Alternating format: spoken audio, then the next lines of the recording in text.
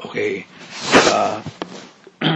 Explain ko sa inyo kung paano ang straight line, down line. Okay, let's say example, this is you.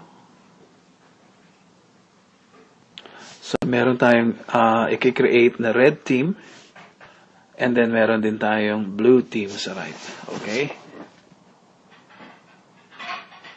Okay, let's focus on red team. Okay, for example, ikaw to. Naglagay ka ng tao sa red team. Okay? Meron kang isang tao dyan. Ang kailangan natin gawin is to build a straight line sa red team. Okay? So, naglagay ka ng isang tao sa red team. And then, ituturo mo rin sa kanya na, let's say, si number 1, na maglagay din siya ng isang tao sa sarili niyang team, which is red team also. Okay, so, nilagay ni number 1 si letter A, and then tuturuan ni number 1 si letter A na maglagay ng tao niya rin sa team niya. Okay, so nilagay ni letter A si letter B, under pa rin sa red team. And then, nilagay ni letter B sa letter C sa red team pa rin. So, tagi-isa lang tayo dito. Bali, ang bawat isa mayroong contribution ng isang tao. And then, sa letter C, nilagay niya sa letter D. Okay? So, magpapatuloy na yung line nyo. Kung si letter D maglalagay din ng isa niya at yung isa niya maglalagay din ng isa niya, itong red team na to ang mag-create ng momentum na tinatawag namin sa straight line, down line. So, hahaba na yun ang sarili niya. Okay? So, ang gagawin mo naman, hayaan mo na sila. At then, magpo-focus ka naman sa blue team after that. Okay? So, hahaba na yung red team mo. Okay, sa blue team, nilagay mo si number 2. Actually, ang requirement lang natin dito is 2. So, meron ka ng 1 sa red team na contribution. Okay, nag-start ka sa 1. And then, humaba na sila. And then, ang next focus mo sa blue team, which is number 2, actually, kompleto ka na. Meron ka ng left and right. 1 and 2. 1 sa red, 1 sa blue. Okay? So, na-fulfilled mo na yung requirement ng Royal Business Club. So, ready ka na kumita ng commission. Bali, binary ang tawag dito. Okay? Then, tinuruan mo si number 2 na ilagay na si letter A. So, ganun din na nangyari. Katulad din sa kabila, sa red team, magkikreate kayo ng momentum sa right team, which is isa lang ang bawat isa. Okay? So, si number 2, nilagay niya si letter A. And then si letter A, nilagay niya si letter B. Okay? So, nagkikreate lang tayo ng another line. And then si letter B, nilagay niya si letter C. Ganon din si letter C, naglagay din siya si letter D. Kung mapapansin nyo, nagkaroon ka ng momentum sa red team, humaba na yung red team mo. And then, ganon din na nangyari sa blue team, humaba na rin ang blue team mo. Ang mangyayari sa'yo, nagkakaroon ka na ng pairing. Okay? Let's say, si 1 and 2, nagkaroon ka ng pairing. Okay? Bukod pa sa 500 direct commissions kay number 1 at direct commission kay number 2. So, may tag 500 ka. And aside from that, meron ka pang 2,400 pesos matching bonus. Okay? Siyempre, nag-match ka rin dun sa susunod. Si letter A sa red at letter A sa B, sa blue, nag-match din. So, 2,400 din. Ganon din sa letter B sa red and sa right. Meron ka na naman 2,400. Si C rin, nag-match ka rin. So, another 2,400. And then, pagdating kay D, ikalimang pair or ikalimang match, meron kang matatanggap na gift certificates from Royal. Okay? So, ang gift certificate, by the way, ay nagkakahalaga ng 2,000 pesos. So, dahil wala naman tayong maintenance sa Royal, so sabi ng Royal, pwede mo tong gamitin pambili ng products namin. So, yung mga gift certificates na matatanggap mo every 5th cycle, pwede mong ipambili ng products ng Royal. Okay? So, pagdating sa ikalima, gift certificate, and then sa ika-6 na match, back to 2,400 ulit tayo.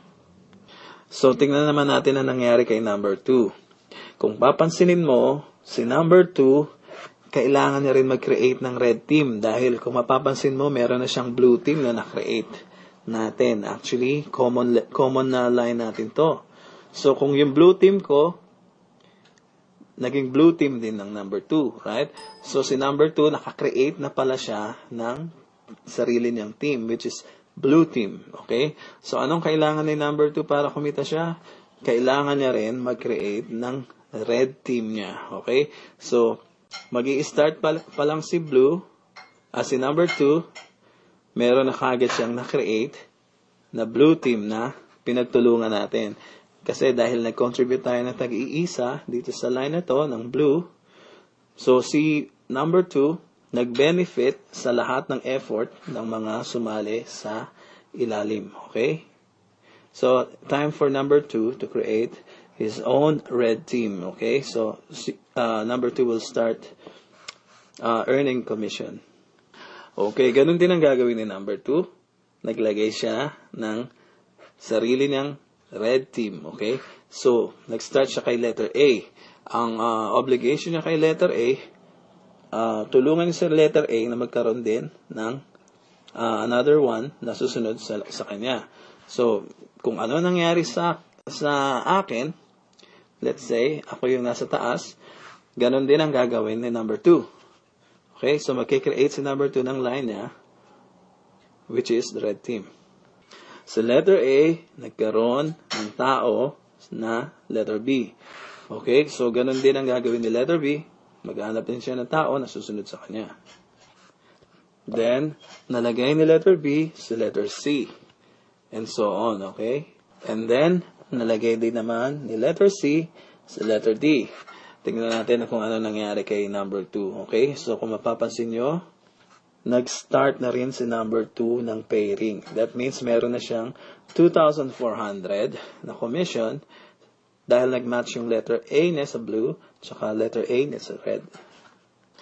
Ganon din sa letter B niya sa blue and B niya sa red, nag-match din. And then letter C, nag-match din. So, tagto 2,400 din siya dyan. Ganon din sa letter D, sa blue and sa red. Nag-match din. So, may another 2,400 si number 2. So, ganun din na nangyari sa kanya. Nag-create siya ng dalawang team, which is the blue team na hindi na siya nahirapan dahil na-create na natin ng una. So, nag-create na lang siya ng another line niya, which is red team sa right side. Na ganun din ang nangyari. So, tag-iisa lang ang taong contribution. Humaba na yung line. Nagkaroon din ng momentum. So, ang blue na meron ng momentum na humahaba na, nag-aabang na lang ng pairing sa red team ni number 2. So, ang mangyayari sa red team ni number 2, magkakaroon din yan ng momentum, magpe-pair dun sa blue. So, ang commission ni number 2, tuloy-tuloy lang, 2,400. So, ganito kadali ang ginagawa namin sa binary plan. Let's say, tignan naman natin, let's say sa red team ko, dito sa red team, yung letter B, tignan natin kung anong gagawin ni letter B. Siyempre, ganun din. Kung ano ginawa ni number 2, ganun din ang gagawin ni letter B. Kasi ang nangyari kay letter B, nagkaroon na siya ng team na red, which is already created the momentum. Humaba na yan. So, ang gagawin na lang ni letter B ay mag-create ng another team, which is blue team sa left niya. So, natulungan na natin siya na i-build ang red team niya. Ganon din ang gagawin niya. Mag-build din siya ng own blue team. Okay, so si letter B naglagay siya ng letter C. Okay? Itong letter C na to, yan ang pangalawang direct sponsor niya. Kasi actually fulfilled na rin ang requirement niya. Meron na siyang isa sa blue, meron na siyang isa sa red. So, start na rin siya kumita ng commission. So, si letter D, nailagay ni letter C. So, kung mapapansin mo, meron na siyang pairing. Kumita siya sa match na letter C, blue and red. Nagkumita siya ng 2,400. And then, kumita din siya sa letter D, sa blue team and red team. So, ganun lang ang mangyayari. Magkakaroon na rin yan ng momentum pag nag-contribute ng ang bawat isa sa blue team niya. So, maghahabulan yung hahabulin ng blue team ni letter B yung na-create mo ng momentum sa red team niya. So, dahil mahaba na yung red team ni B, yung letter C niya, magkikreate din niya ng momentum, yung blue team niya, para i-pair naman doon sa red team. Common red team natin. Okay? So, ganyan lang kadali ang binary kung gagawin. Kung strategically gagawin natin. Okay? Hindi natin susundin yung pyramid structure, pero straight line structure ang kailangan natin gawin para lahat tayo mag-benefit sa lahat ng efforts ng bawat mag-join sa atin. So, lahat nakikakaroon ng tulungan.